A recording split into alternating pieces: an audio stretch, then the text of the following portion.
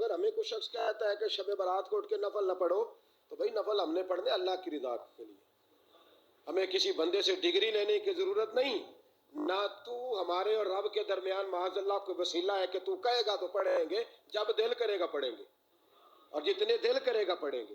ہم تو نفل کہہ رہے ہیں اس کو، ہم نے کب کہا ہے ضروری ہے جو عشاء پڑھ کے سو جائے فجر تک سویا رہے، ہم اس کو گناہ گار نہیں کہہ رہے، لیکن یہ ضرور کہیں گے کہ گولڈن چانس مس کر دیا اس نے، چانس مس کیا ہے، یہ تو اللہ کی رحمت کا موقع تھا۔ حضرت سیدہ عائشہ صدیقہ رضی اللہ تعالی عنہا ارشاد فرماتی ہیں کہ شعبان کی 15ویں رات تھی، یعنی شب برات کی رات، فرماتی ہیں شعبان کی 15ویں رات تھی، میں نے اچانک نظر ڈالی تو حضور میرے بستر میں تھے، پھر میری نظر پڑی تو حضور نہیں تھے، میرے دل میں گمان آیا، خیال آیا کہ شاید کسی اور زوجہ کی طرف حضور کا میلان طبع ہو گیا ہو، وہاں تشریف لے گئے ہوں۔ فرماتی میں اٹھی باہر گئی تو نبی کریم علیہ السلام جنت البقیع میں تھے، قریب ایک جگہ پہ حضور دعائیں مانگ رہے تھے۔ فرماتے میں گیا تو حضور فرمانے لگے ابو بکر کی بیٹی تو نے کیا گمان کیا کہ اللہ کا رسول تیری حق تلفی کرے گا؟ عرض کی حضور آپ مالک ہیں، کہیں اور جانا چاہیں تو میری طرف سے پابندی نہیں۔ کہتی ہے وہاں کھڑے کھڑے میرے رسول کریم نے بیان فرمایا، یہ ترمذی کے لفظ ہیں، حضور نے فرمایا عائشہ یہ شعبان کی 15ویں رات ہے، مدینے میں سب سے زیادہ بکریاں بنو کلب کا قبیلہ پالتا تھا، فرمایا آج کی رات بنو کلب کے قبیلے کی بکریوں کی تعداد کے مطابق اللہ میری امت کے لوگوں کی بخشش فرما دے گا۔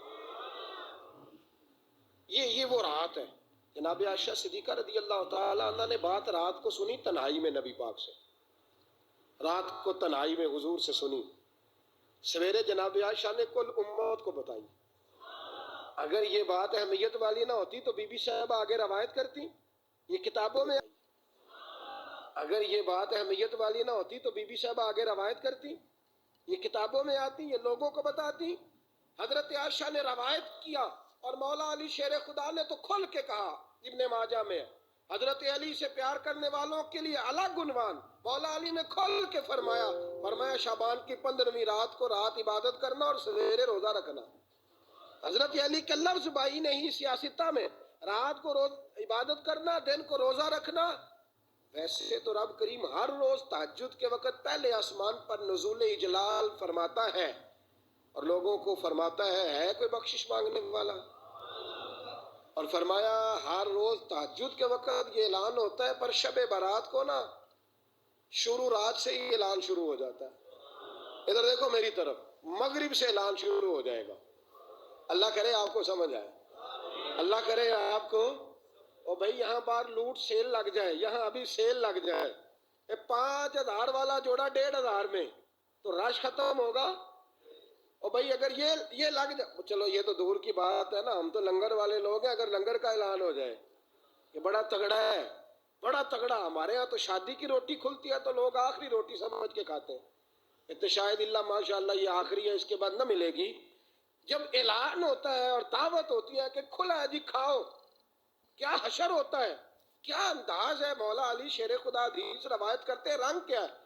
فرمایا باقی راتوں میں نا تھوڑا سا پیکج ہوتا ہے، تھوڑا سا، آخری حصے میں رات کے شب برات کو نا رات چڑھتے ہی اللہ پہلے آسمان پر جو اس کی شان کے لائق ہے نزول جلال فرماتا ہے، اور پہلا جملہ یہ فرماتا ہے کوئی معافی مانگنے والا؟ اللہ کرے آپ کو سمجھ آئے، یعنی معافی دینے والا کہہ رہا ہے چلو آؤ ادھر آؤ، ذرا معافی مانگو، میں معاف کرنے آیا ہوں، مانگو معافی، ہے کوئی معافی مانگنے والا؟ معاف کر دیں گے۔ اور آپ فرماتے ہیں ہے کوئی رزق مانگنے والا؟ وہ جو بڑی درخواستیں دیتے پھرتے ہیں نا مختلف اداروں میں، وہ ایک درخواست نا کل شب برات والی رات بھی دیں، اللہ کرے آپ کو سمجھ آئے۔ وہ جو کہتے ہیں نا بڑی بڑی کمپنیوں میں نے اپلیکیشن جمع کرائی ہے تو کہیں کام نہیں بن رہا تو نسخہ دے رہا ہوں، ایک اپلیکیشن کل رات بھی جمع کراؤ انشاءاللہ کام بن جائے گا۔ اور میں نہیں کہہ رہا، مولا علی شیر خدا فرما رہے ہیں، اور وہ خود نہیں فرما رہے، وہ نبی پاک کا فرمان نقل کر رہے ہیں، اور وہ رسول اللہ صلی اللہ علیہ وسلم کی بات نہیں بیان کر رہے، وہ کہتے ہیں رب فرماتا ہے کوئی روزی مانگنے والا؟ سارے سیٹھوں نوابوں جاگیرداروں کے پاس جا جا کے تھک گئے ہو، ایک دن میرے کہنے پر، ایک رات، ایک دیہڑی، ذرا شب برات والی لگا کے تو دیکھو، پر شرط یہ ہے کہ یقین کامل ہو، ارادہ یہ مطلب اللہ معاف کرے، آپ نے ناراض نہیں ہونا، لیکن وہ ماحول اس طرح کا ہے کہ شب برات کو ایک دو ساتھی کو کہا رات کو عبادت کر کہتے جی وہ تو ٹھیک ہے پر سویرے چھٹی نہیں، کام کرنا ہے. یعنی رب کہہ رہا ہے کہ تو آ جا شب برات کی رات، جو مانگے گا وہ تجھے، لیکن یہ ادھر نہیں توجہ کر رہا. یہ کہتا ہے سویرے 10 بجے دکان نہ کھلی تو مشکل ہو جائے گی، دفتر نہ گیا تو حالات آپ دیکھیں ذرا. اب جب یقین اس طرح کا ہو تو پھر تو بھائی ساری زندگی اداروں میں درخواستیں دینی ہے. پھر آپ جیسا آپ کا مزاج ہوگا، اللہ تعالیٰ تو بندے کے گمان کے قریب ہے. تو میرے رسول پاک علیہ السلام نے ہمیں یہ میسج دیا، پیغام دیا، فرمائے اس رات جو اولاد مانگے گا رب اسے بھی عطا فرمائے گا، اس رات جو اللہ سے بخشش مانگے گا اللہ اسے بھی دے گا، اس رات جو رب کریم سے عزت مانگے گا اللہ اسے بھی عطا کرے گا. شارحین نے لکھا اس رات جو رب سے پردہ پوشی مانگے گا اللہ اسے پردہ پوشی بھی عطا کرے گا، جو جنت کا سوالی ہوگا رب اپنے فضل سے عطا فرمائے گا. کوشش فرمائے، کوشش فرمائے. 10 محرم کو ہمارے ہاں لوگ جاتے ہیں قبرستان، وہ کسی حدیث سے ثابت نہیں، میں منع نہیں کر رہا، جائیں 9 محرم کو جائیں، 10 کو جائیں، 11 کو جائیں، 8 کو جائیں، سفر میں جائیں، ربیع الاول میں جائیں، قبرستان میں جب بھی جائیں منع نہیں ہے. لیکن شب برات والی رات تو خود رسول کریم گئے ہیں نا قبرستان. اب جو بات میں نے سمجھانی ہے اس کو سمجھیں. نبی پاک کی والدہ کا مزار نہیں ہے وہاں جنت البقیع میں، حضور کے کو بھائی بہن، حضور کیا کرنے گئے؟ امت کی بخشش کے لیے گئے. شب برات کی رات لالچی نہ بنے کہ صرف میں نے اپنے لیے روزی مانگنی ہے، کل امت کے لیے مانگے رب کریم سے، مانگے اپنے بھائی کے لیے، مانگے اپنی بہن کے لیے، مانگے اپنے بیٹے کے لیے، مانگے اپنی بیٹی کے لیے، مانگے اللہ کریم. یہ مانگنے کی رات ہے. پچھلی راتی رحمت رب دی کرے بلند آوازہ، بخشش منگن وارے کارن کھلا جے دروازہ. آئیں اللہ کی بارگاہ میں اس رات کو کھل کے دعا مانگے. قبرستانوں میں نا کچھ قبریں ایسی ہیں کہ جو بتاتی ہیں کہ سالوں بیت گئے ہیں کوئی آیا نہیں. کچھ قبریں بتاتی ہیں. اور کچھ بڑے قبرستان بڑے شہروں میں ایسے بھی ہیں کہ جن کا گورکن کہتا ہے کہ مجھے کمیٹی نے کہہ دیا ہے جہاں 4-5 سال کوئی نہ آئے وہاں نئی قبر بنا دیا کرو، وہاں نئی قبر بن جاتی ہے معاذ اللہ. او بھائی کچھ ہیں ایسے، کچھ ہے. یہ جائیں نا اکبر بادشاہ یہاں لیٹا ہے لاہور میں، تو شعر لکھا ہوا ہے بر مزارے ماں غریباں نے گلے پروانہ سوزز نے صدائے بلبلیں. فارسی کا مقولہ لکھا ہے اس کی قبر پہ، کہتا ہے میں وہ غریب ہوں، اعلیٰ بادشاہ ہے مقبرے میں لیٹا ہے، کہتا ہے میں وہ غریب ہوں کہ نہ یہاں کوئی پروانہ آتا ہے نہ بلبل آ کے گیت گاتی، کوئی آتا ہی نہیں، کوئی فاتحہ نہیں پڑھتا، کوئی فاتحہ نہیں پڑھتا.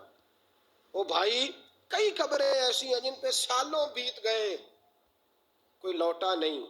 اور مشکات میں حدیث ہے میرے نبی کریم علیہ السلام نے فرمایا جو قبر میں ہوتا ہے وہ تو اس آدمی کی طرح ہے جو دریا میں ڈوب رہا ہے اور وہ انتظار کر رہا ہے کہ میرا بیٹا میرے لیے دعا مانگے، میری بیٹی دعا مانگے. پر بیٹے کو تو 27 سال ہو گئے، ملک سے باہر ہے، کاغذ بنے گے تو ابے کی قبر پہ آئے گا نا، اس کے تو کاغذات ہی نہیں مکمل ہو رہے. وہ بیٹے کو تو مشکل ہے بڑی، وہ تو کاغذات نہیں بن رہے. وہ تو دولت کا مطالبہ پورا ہوگا تو جبھی وہ کام ہوگا نا. انتظار ہو رہا ہے قبروں میں میرا بیٹا دعا کرے، میرا بھائی دعا کرے. اور اگر بچہ دفن ہے تو وہ کہتا ہے میری ماں دعا کرے، میرا باپ دعا کرے. کوشش کریں شب برات بعد از مغرب یہ رواج پیدا کریں. یہ رسول اللہ کا طریقہ ہے صلی اللہ علیہ وسلم. قبرستان میں جائیں اور جا کر کے وہاں اللہ تبارک و تعالیٰ سے دعا مانگیں کہ یا اللہ جو اس قبرستان میں لیٹے ہیں وہ بھی، اور جو آج تک اپنے دنیا سے ہے وہ بھی، اور جو قیامت تک جائیں گے وہ مجھے بخش دے. اسے کہیں یا اللہ کل کی بخشش فرما. ساری امت کے لیے دعا کریں شب برات. الحمدللہ بڑے شوق سے بڑا خوبصورت ہم اہتمام کرتے ہیں. لیکن میں اکثر کہا کرتا ہوں کہ جن کو اکیلے میں نفل پڑھنے میں مزہ آئے وہ اکیلے میں پڑھیں. کتنی کھلی بات کر رہا ہوں، میں پابند نہیں کر رہا کہ آپ یہاں آئیں گے محفل میں آئیں گے ضروری ہے. بھئی آپ کو اکیلے میں مزہ آتا ہے نا، کچھ لوگ تنہائی میں ہو تو دل زیادہ لگتا ہے، وہ تنہائی میں کریں اللہ اللہ کوئی عرض نہیں. لیکن کچھ ایسے ہیں کہ نعت سنتے ہیں تو دل نرم ہوتا ہے، تقریر سنتے ہیں تو دل نرم ہوتا ہے. تو جن کا اس طرح نرم ہوتا ہے وہ مسجد میں آئے, بات سنے. کچھ کو سب کے بیچ بیٹھ کے رونا آتا ہے. حضرت سعدی شرازی فرمایا کرتے تھے کچھ لوگوں کے آنسو مجھے رلا جاتے ہیں. فرماتے ہیں کچھ کی آنکھیں دیکھ کے رو پڑتا ہوں, لہٰذا میں جب بھی ذکر کرتا ہوں محفلوں میں بیٹھ کے کرتا ہوں, تنہائیوں میں مجھ سے نہیں ہوتا. تو جس سے نہیں ہوتا وہ آئے نا, مسجد میں آئے, رات عبادت کرے. کل مغرب سے پہلے پہلے کام سمیٹ لے سارے, اور مغرب کے بعد یہ رات شروع ہوگی, مغرب کے بعد ایک چھٹی کر لو اللہ رسول کے لیے. کر لیں گے انشاءاللہ تعالی ایک چھٹی. اور توبہ کی رات ہے یہ, توبہ کرنی ہے. توبہ کس کو کہتے ہیں؟ توبہ کا معنی ہے پچھلے گناہ پر پچھتانا, شرمسار ہونا. کہتے نہیں اے کاش میں نہ کرتا, اور وہ لفظوں میں نہیں, جملوں میں نہیں, توبہ رٹی رٹائی نہیں, شرمسار ہونا اور آئندہ گناہ نہ کرنے کا پکا ارادہ کرنا, اس کا نام توبہ ہے. دیکھیں اللہ تعالیٰ فضل کرے, میں نے پچھلے سال کہا تھا پھر کہتا ہوں, مسجدوں سے نا شب برات کی رات, شب قدر کی رات چیخوں کی آوازیں آتی ہیں, لوگ اتنا روتے ہیں نا. رونا چاہیے, کم روتے ہیں زیادہ رونا چاہیے. لیکن سوال یہ ہے کہ اتنا زیادہ لوگ شب برات کی رات روتے ہیں, کیا پھر سویرے بددیانتی ختم ہو جاتی ہے؟ جو رات مسجد میں کھل کے رو کے آیا ہے اس کا پروگرام ہے نا کہ اب ملاوٹ کبھی نہیں کرے گا, اب گاہکوں سے جھوٹ کبھی نہیں بولے گا, اب وہ بددیانتی کا معاملہ کبھی نہیں کرے گا. لیکن رات روتا بھی رہے اور سویرے پروگرام یہ ہو کہ میں نے پھر لوگوں کو فریب دینا ہے, داؤ لگانا ہے, تو اس نے توبہ کیا رات کے, یہاں بس یہ ایکٹنگ کر کے لوٹ آیا ہے. یعنی بڑی سجا بنا کر کے سوار کر کے رات توبہ کی. کیا مطلب ہے توبہ کا؟ کہ توبہ آپ نے کی. حضرت حسن بصری سے کسی نے کہا توبہ کیا ہے؟ فرمانے لگے توبہ یہ ہے کہ جس گلی سے رب نے تجھے منع کیا ہے دوبارہ پھر تو اس گلی میں نظر نہ آئے, تو نظر ہی نہ آئے. اور جس جگہ جانے کا رب نے تجھے حکم دیا ہے پھر تو دوبارہ وہاں سے غیر حاضر نہ ہو. اگر یہ پروگرام ہی نہیں, ارادہ ہی نہیں. بچے ایک دو مجھے کہنے لگے کل حضرت صاحب توبہ کے موضوع پر ہم نے گفتگو کرنی ہے, تو کوئی باپ بتائے کہاں پہ ہے. کچھ بچے شاگرد ہیں, کچھ مسجدوں میں جمعہ پڑھاتے ہیں. ایک نے مجھ سے کہا, تو میں نے کہا بیٹے پہلے مسجد میں جاؤ, 2 نفل پڑھو, توبہ کرو, توبہ کا ارادہ بناؤ. یہ رسم نہیں ہے. وہ نعت خواں بھی تو توبہ کر لینا جو شب برات کے دن لوگوں کو توبہ کرانے آیا ہے اور 25,000 کا سودا کر کے آیا ہے. تو آج اس کام سے تو توبہ کرنا, یہ نوٹ پھکوانے سے تو توبہ کرنا. یہ رسم ہے. ساری رات توبہ توبہ توبہ توبہ, یہ کیا معنی ہے اس کا؟ کیا مطلب کریں؟ امام غزالی فرماتے ہیں کہ ایک آدمی بادشاہ کا گارڈ تھا, سپاہی تھا, اس کا پہرے دار تھا, نگرانی کرتا تھا, بڑی وفاداری سے نوکری کرتا رہا. بادشاہ نے اسے تنخواہ کے علاوہ بھی بڑا نوازا, بڑا نوازا, بڑا نوازا. اسے بادشاہ نے بڑے الاؤنسز دیے, بادشاہ نے بڑا کچھ دیا, مکان دیا. کچھ سالوں کے بعد بادشاہ کو پتا چلا کہ یہ میرے لیے نہیں آتا تھا, اس کی تو میری کنیز پر نظر تھی. اس نے تو رات کی ڈیوٹی اس لیے لگوائی تھی کہ کنیز پر نظر تھی. تو امام فرماتے ہیں کہ بتاؤ پھر وہ بادشاہ اس کے ساتھ کیا سلوک کرے گا؟ وہ کیا سلوک کرے گا؟ تو لوگ کہنے لگے حضور لگتا یہ ہے کہ وہ نا 4-5 حصوں میں کاٹ کے تو کتوں کے آگے پھینکے گا. آپ فرمانے لگے میرا رب تو بڑا ہی کریم ہے, وہ تو ایسے نہیں کرتا. لیکن بتلاؤ اگر اسے پتا چلے کہ یہ رسم کے لیے آیا ہے, اس کی تو نظر ہی مال پہ ہے, یہ تو سویرے بدلے گا نہیں, یہ تو دھوکہ دے رہا ہے, یہ تو توبہ کرنے آیا ہی نہیں, اس نے تو ڈھونگ رچایا ہے, اسے تو پہلے سے خبر ہے. تو پھر تم کیا امید رکھتے ہو؟ پھر کیا رویہ رکھتے ہو؟ شب برات کی رات دھاڑے مار مار کے رونا اور صبح اسی طرح دھوکہ دینا, اسی طرح فریب کرنا, اسی طرح جھوٹ بولنا, اسی طرح بددیانتی کرنا, اسی طرح لوگوں کو لوٹنا. تو یہ رسم نہیں ہے توبہ. توبہ تو بدل جانے کا نام ہے, توبہ تو پھر سنور جانے کا نام ہے. توبہ تو اس طرح ہے جس طرح حضرت ابراہیم ابن ادھم نے کی تھی. وقت کے بادشاہ تھے, بادشاہ جب توبہ کی تو پھر ہر چیز چھوڑ دی, پھر مال لوگوں میں بانٹ دیا, اور پھر ٹاٹ کا لباس پہن کر زندگی گزاری. لوگوں نے کہا حضور یہ تبدیلی ہے. فرمایا تبدیلی نہیں, یہ میری توبہ ہے, یہ میری توبہ ہے. جب توبہ کی تو پھر بدل کے کی, جب توبہ کی تو پھر تبدیل کیا آپ نے. یہ کیا توبہ ہوئی؟ ساری رات روتے رہے, سویرے دکان پہ جا کے پھر قسم اٹھائی کہ مجھے تو پڑتا ہی 11,000 کا ہے. یہ توبہ ہے. تو آپ نے اور میں نے توبہ کرنی ہے تو انشاءاللہ تعالیٰ اس طرح کرنی ہے کہ پھر 15ویں شعبان کو بدل جائے. یہ جو موقع آتے ہیں نا شب برات کے، شب قدر کے، یہ بنیادی طور پر اللہ تعالیٰ کی طرف سے دی ہوا موقع ہوتا ہے کہ چلو تمہیں چانس دیتے ہیں، تمہیں چانس دیتے ہیں. پابندی کوئی نہیں، لیکن رب کی طرف سے نا موقع ملتا ہے، چلو تمہیں ایک موقع دیتے ہیں، چلو اپنے آپ کو کلیئر کر لو، تمہیں موقع دیتے ہیں. یا اللہ کیا کرے، کچھ بھی نہیں، آ کے نا سچے دل سے 2 رکعتیں پڑھ کے توبہ کرو، عرش کا مالک پچھلے سارے معاف کر دے گا.